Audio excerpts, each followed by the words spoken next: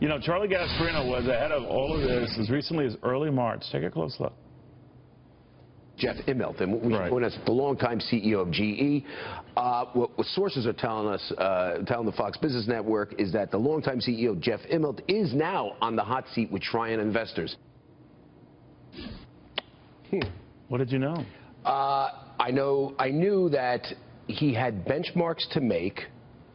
And if not, they were going to Nelson Peltz. I mean, let's be clear here. Nelson Peltz is one of the best activist investors. It's not just some kook who goes on the side of the street.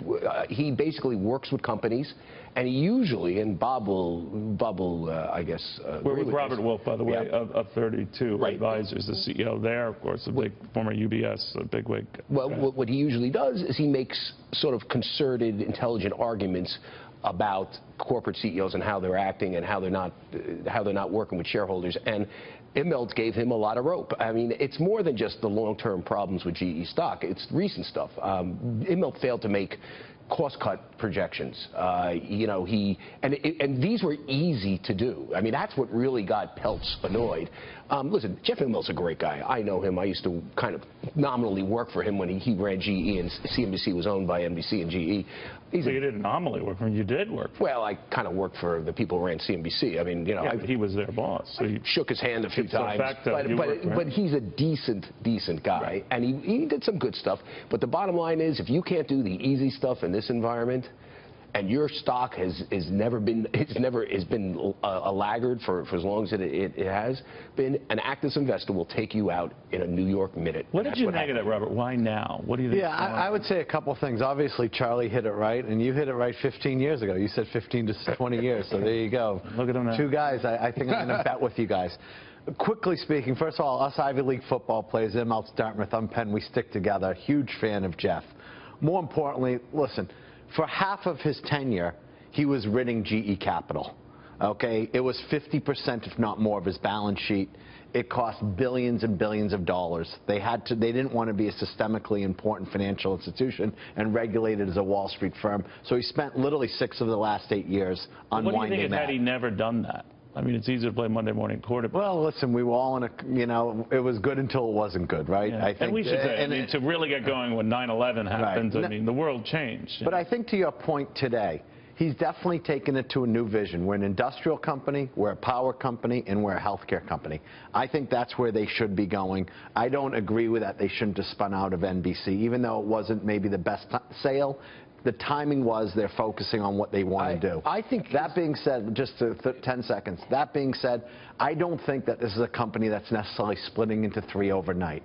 You know, Trian didn't get Pepsi to split overnight. Pepsi's at an all-time high, and they're probably not that happy with Mondelez, who did split. So it's not necessarily we're saying split isn't always the cure. Split isn't always the cure. Yeah. But although Bank of New York may soon split, they're under pressure from Trian to split off their asset management business. I'm just going to say this about GE. I don't think you can have a stock that's stuck in the mud as long as it has, and have the CEO be there to when he wants. How did he survive as long as he did? Well, you know, here's the thing.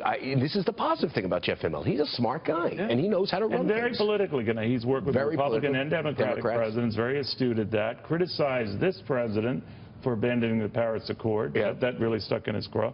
But politically, he's always been involved. I will say this, though. I think what was the final nail in the coffin, so to speak, whatever cliche you want to use, is that Jeff Immelt didn't do some easy stuff, and he lost the confidence of Trian. And when Nelson Peltz makes a concerted case that you should go, and that's what they were planning to do, that's what we reported in March, you are going to go. But you also have to pay attention to your stock price, right? I would just say to you, I think you were going to say the same thing. The market has rallied in industrials, and they've underperformed.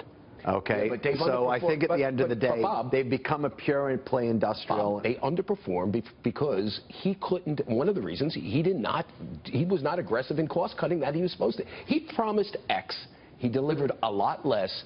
I'm telling you, in this environment with this type of stock, you will not survive. But that kind of staying power is almost unheard of now. Well, I think for half the time he was actually the fix-it guy. Yeah, right? He was one of the most well-respected CEOs in the country, and but he was really taking. What the analyst community thought, right? I mean, I don't know if that's a good or bad thing, but in this day and age where you know, you could massage the numbers your way and sort of beat expectations that maybe you create. The analysts liked him.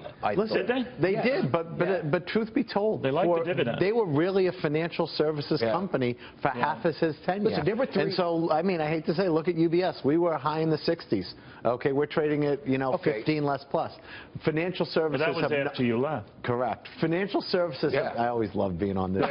Financial services have not come back. You can't get away with anything here. But okay. Let's be real clear. There were three potential replacements for Jack. Jack Welch did a bake-off. Jay McInerney, I believe, was one. Bob Nardelli. Bob Nardelli was the other one. David Cody. And had some interest. Yeah, had some interest. And Immelt, those were the three main ones. The question is, was he the best guy of those three?